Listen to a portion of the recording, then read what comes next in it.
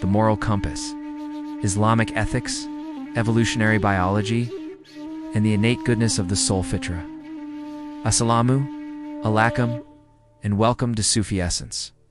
From the dawn of human history, we have been asking the same profound question: where does our sense of right and wrong come from? Why do we feel an innate sense of justice when we see an injustice? Why does an act of kindness bring us joy, even when it costs us something? Is our morality a product of social conditioning, a set of rules imposed upon us by our culture and religion? Or is it something deeper, something that is woven into the very fabric of our being? Today we will embark on a fascinating journey to find the answer. We will bridge the worlds of Islamic ethics and modern science, and we'll discover that these two seemingly disparate fields are in a profound and beautiful agreement. We will explore the core Islamic concept of Fitra, the innate goodness of the soul, and we will find a stunning parallel in the scientific findings of evolutionary biology and psychology, which suggests that morality is an inborn trait. This is a lecture on how to find your moral compass, not by looking for a new set of rules, but by looking deep within your own soul. Part 1. The theological foundation, the concept of Fitra. In Islamic theology, the concept of Fitra is the bedrock of our understanding of morality and purpose. The word Fitra comes from the Arabic root word fitara, which means to split, to cleave, or to originate. It refers to the original, primordial disposition with which every human being is born. The Prophet Muhammad, peace be upon him, said in a famous hadith, "Every child is born in a state of Fitra. Then his parents make him a Jew, a Christian, or a Magian." This beautiful and profound statement tells us that we are not born as a blank slate. We are born with a fundamental, innate knowledge of our Creator and an inborn inclination towards goodness, truth, and justice. Fitra is our internal, spiritual compass. It is the voice of our conscience, the inner knowing that a just act is good and an unjust act is bad. It is a part of our soul root, and it is the reason that deep down every human being longs for justice, loves beauty, and seeks a connection with something greater than themselves. The Quran also speaks to this innate disposition. So direct your face toward the religion, inclining to truth. Adhere to the Fitra of Allah, upon which He has created all people. No change can there be in the creation of Allah. That is the correct religion, but most of the people do not know. Quran 32:30.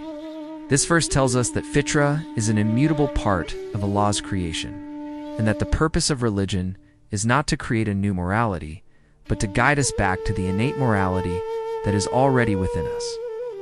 Fitra is our spiritual operating system. It is the reason that we feel a deep sense of peace when we act in accordance with justice, and a profound sense of guilt when we act against it. This theological foundation provides a powerful explanation for the universality of moral sentiments across all cultures and all times. It tells us that our moral compass is not a product of our environment. It is a gift from our Creator. Part 2. The scientific perspective. Evolutionary biology and altruism. Now, let us turn to the fascinating and often controversial world of modern science. Evolutionary biology and psychology have been trying to answer the same question: why are we moral? The conventional scientific answer is that morality is an adaptive trait, survival mechanism that developed through the process of natural selection. In a world where our ancestors lived in small, tight-knit groups, cooperation and altruism were essential for survival. Scientists have observed what they call reciprocal altruism, the idea that an organism will help another with the expectation that the favor will be returned in the future. This is a key building block for a moral society. They have also put forth the idea of group selection, which suggests that groups with more altruistic and cooperative individuals were more likely to survive and pass on their genes than groups that were filled with selfish individuals. These theories provide a compelling but often incomplete picture of why we have a moral sense.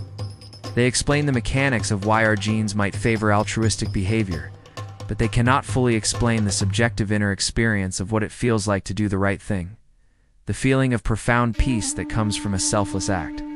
What is so compelling about these scientific findings is that they confirm that the building blocks of morality are, in fact, innate. They are a part of our biological and neurological makeup. We are, in a very real sense, hardwired for cooperation, for empathy, and for justice. This scientific evidence for an inborn morality is a stunning parallel to the Islamic concept of fitra. The science is describing the physical and social mechanics of a phenomenon that Islamic theology has been describing spiritually for over 1,400 years. Part 3. The Convergence, Fitra, and Innate Morality. This is the most crucial part of our discussion. Scientific and theological narratives are not in conflict. They are in a profound and beautiful convergence.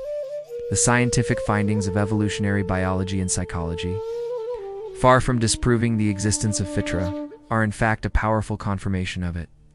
We can see the biological drive for altruism and cooperation as the physical and social manifestation of the spiritual truth of fitra.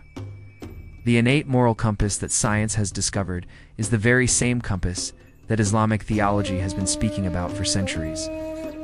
From a Sufi perspective, the body and the soul are not separate entities.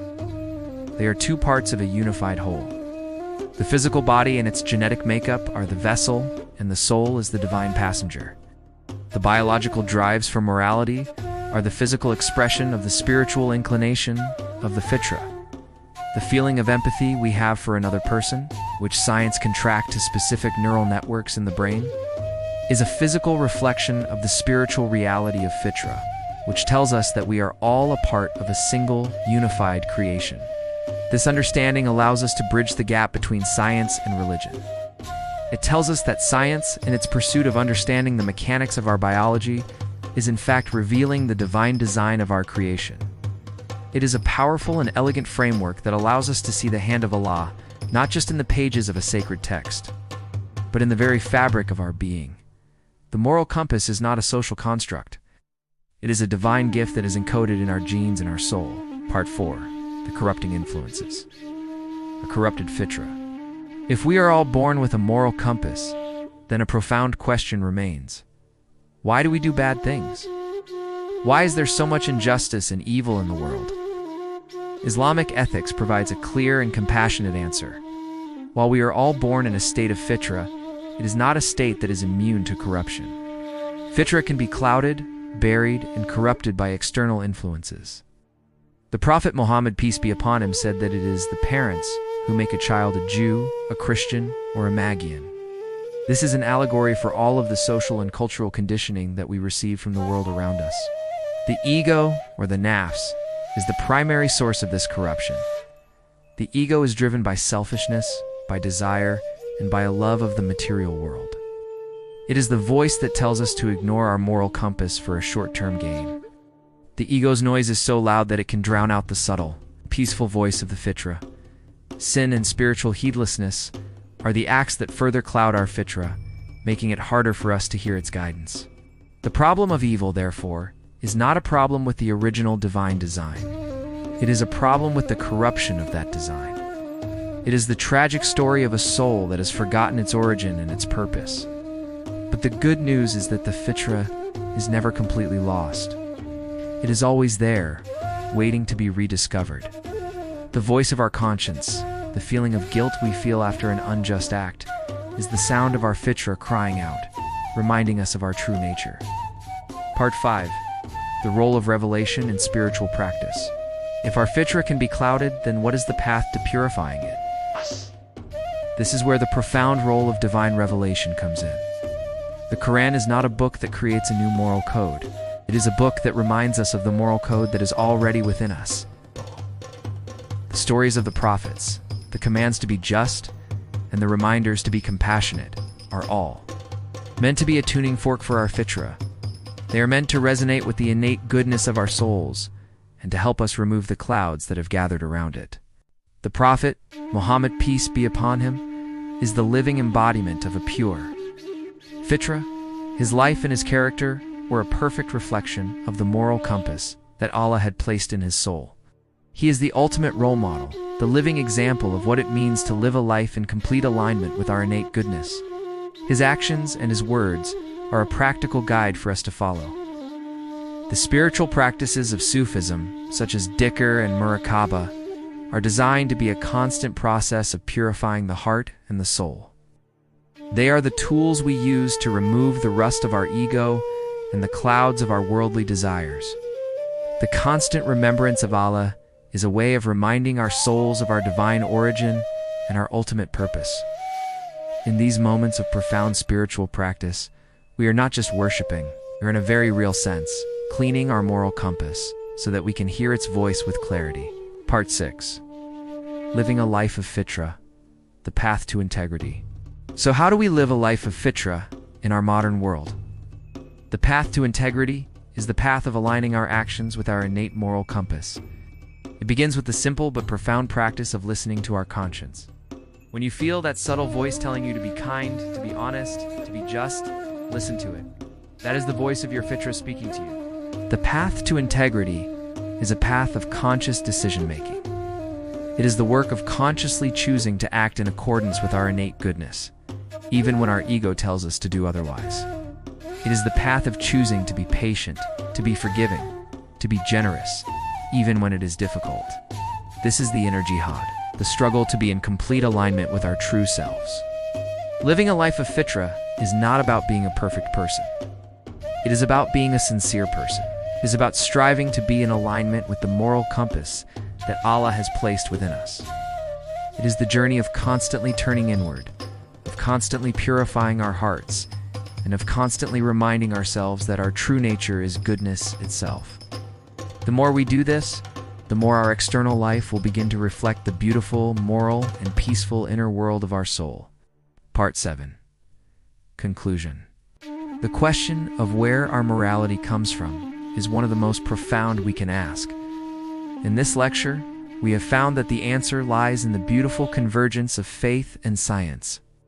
We have discovered that the Islamic concept of Fitra, the innate goodness of the soul, is a stunning spiritual parallel to the scientific findings of evolutionary biology, which confirm that the building blocks of morality are inborn.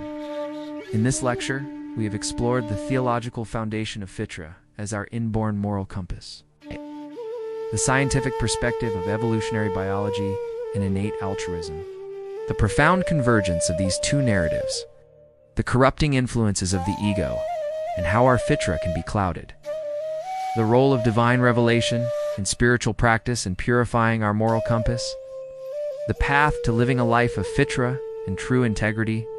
Your moral compass is not a set of rules from an external source. It is a divine gift, a part of your essence. May Allah grant us all the grace to listen to the voice of our Fitra and to live a life that is a perfect reflection of the innate goodness of our soul. Watch, reflect, and share. Subscribe to our channel for more beneficial content.